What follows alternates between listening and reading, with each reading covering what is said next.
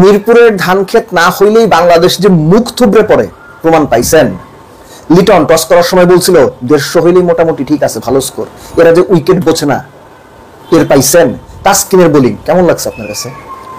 তানজিদ তামিমের 89 রান, ওইটারে পাওয়ার হিটিং বলবেন নাকি আকিম আগস্তর ব্যাটিংকে পাওয়ার হিটিং বলবেন? কোনটা আপনার কাছে পাওয়ার হিটিং? জাকের আলী ভাই, ওরা 8 নম্বরে কেন নামাইলেন আপনারা? ও কি বোলার? ওরে কতদিন লুকায় রাখবেন, কোলে নিয়ে রাখবেন? জাকের আলী এবং তার কোচ এদের নিয়ে একটা ভিডিও, আলাদা আলোচনা। এই ভিডিওটা পাবলিশ হওয়ার ঘন্টা দেড়েক পরে আমি পাবলিশ করবো। কিন্তু বাংলাদেশ ওয়েস্ট ইন্ডিজ তৃতীয় টি-20 ম্যাচটার দুই দলের ব্যাটিং এর 11 থেকে 15 ওভার যদি আপনি খেয়াল করেন, পুরো ম্যাচের ছবি আপনার কাছে একদম পানির মতো স্পষ্ট, স্বচ্ছ হয়ে যাবে। কোন জায়গাটা আপনি খেয়াল করেন ঠান্ডা মাথায়, যখন 11তম ওভার শেষ হলো, ওয়েস্ট ইন্ডিজের রান তখন 82,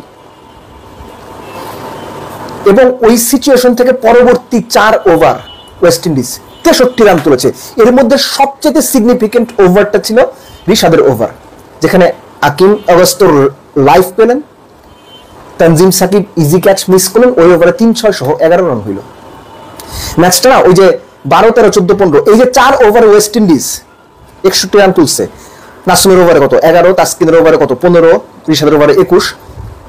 ওইখানে ম্যাচ শেষ হয়ে গেছে।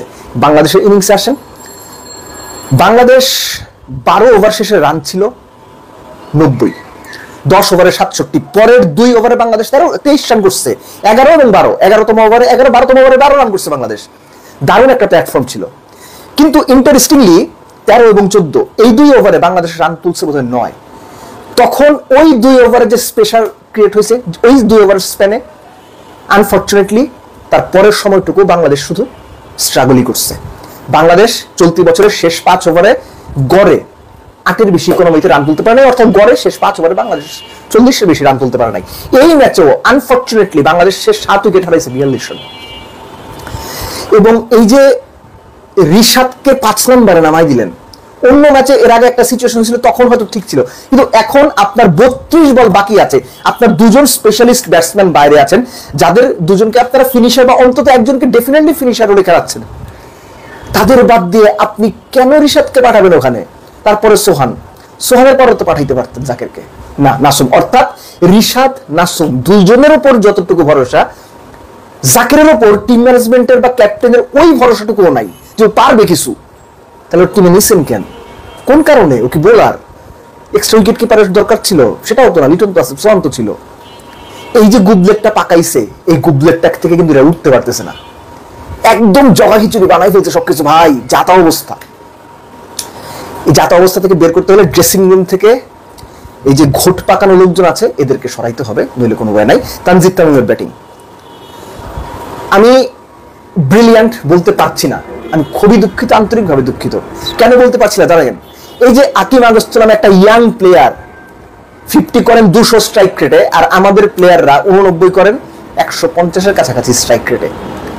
খুব সিগনিফিকেন্টলি তানজিদ তামিম যে কয়টা বল খেলছেন, ওই কয়টা বল ওয়েস্ট ইন্ডিয়ার টপ অর্ডারের যে কোনো ব্যাটসম্যান খেললে আই গেস 100-র উপরে রান করতো। তানজিদ তামিম এবং তার দলের বাংলাদেশের টোটাল 151 রানের অলমোস্ট 59% রান সে নিজেই করছে। সে এবং সাইফ হাসানের রান বাদ দিলে, এক্সট্রা বাদ দিলে, বাকি 9 জন মিলে করছে 34। ওই হিসেবে তানজিদ তামিম দুর্দান্ত ইনিংস খেলছে, মানে আউটস্ট্যান্ডিং। এই বছরে বাংলাদেশের টপ রান স্কোরার, সবচেয়ে বেশি এক বছরে 50 করছে 7টা, সবচেয়ে বেশি ছক্কা 4। These are outstanding facts. কিন্তু আপনি যদি গ্লোবাল স্ট্যান্ডার্ডে হিসেব করেন, বড় করে হিসেব করেন, অনেক দূরে তাকান, আপনার নজর যদি উঁচু হয়, আপনি যদি বিরাট কিছু চিন্তা ভাবনা করার সাহস দেখান, তাহলে তানজিদ তামিমের ইনিংসটা বাংলাদেশের কনটেক্সটে it's a good innings, okay type innings, ভালো ইনিংস, গ্রেট ইনিংস বলা যাবে না। কেন বলা যাবে না? ওই যে আকিম আগস্ট একটা ইয়াং প্লেয়ার দেখিয়ে দিলে পাওয়ার হিটিং কি, একটা লাইফে কিভাবে গেম 3 ওভারের মধ্যে শেষ করে দিতে হয় দেখাই দিল। আমাদের প্লেয়াররা পারে, 10 বছর খেলেও পারে না। লাস্টলি শেষ করবো লিটন দাসের কথা দিয়ে। এই বছর লিটন দাস কয়টা টি-20 খেলছে মনে করতে পারেন? তার ইম্প্যাক্ট ইনিংস গুলো কার কার সাথে জাস্ট ছোট করে বলে দিচ্ছি। নেদারল্যান্ডস, শ্রীলঙ্কা, সংযুক্ত হংকং। বড় টিমের সাথে লিটন দাস বরাবরই ফ্লপ। এবং আপনি যদি বড় টিমের সঙ্গে হিসাব করেন, লিটনের এভারেজ 20-এর কম, স্ট্রাইক রেট 110-15। এবং এটা আমি এর আগেও বলেছি, আমাদের এই লিটনকে মেনেই চলতে হবে।